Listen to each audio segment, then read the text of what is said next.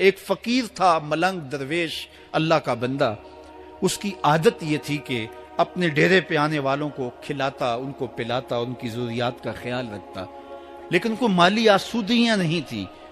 ہوتا یہ تھا کہ بعض اوقات لوگ آتے تو ادھار لے کر کے وہ لوگوں کو کھلا دیتا.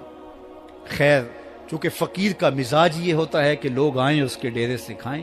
بابا بلے شاہ نے بھی کہا تھا نا، اٹ کھڑک کے دکڑ بجے تتا ہوئے چلا، آن فقیر کھا کھا جاون راضی ہوئے بلا.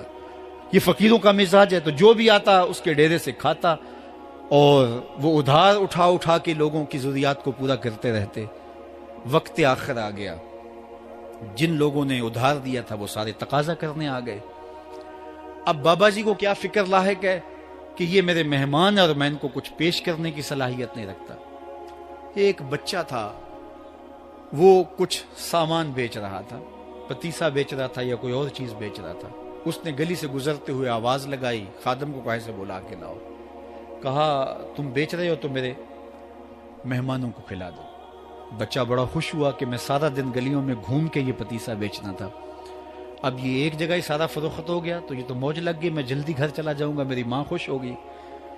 تو سارا ان مہمانوں کو کھلا دیا گیا. اور اس کے بعد کہا بابا جی پیسے؟ کہا تم بیٹھ جاؤ، جب ان کو ملیں گے تو تجھے بھی مل جائیں گے. وہ بیٹھ گیا، 2 4 10 منٹ بیٹھا تو بچہ تھا پھر کھڑا ہو گیا، بابا جی پیسے؟ کہا جب ان کو ملیں گے تو تجھے بھی مل جائیں گے.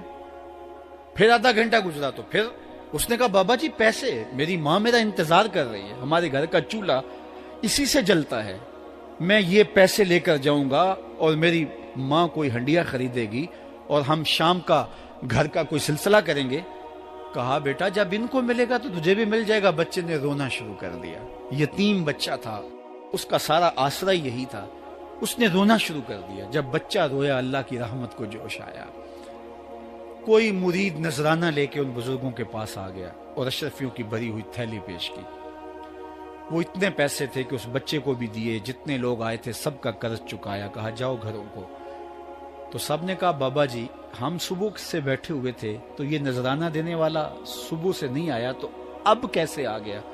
کہا صبح سے تمہارے اندر کوئی رونے والا نہیں تھا، ایک رونے والا آیا تو باقیوں کا بھی کام بن گیا. بعض اوقات کسی ایک شخص کی وجہ سے باقیوں کی خطائیں بھی معاف ہوتی ہیں. ایک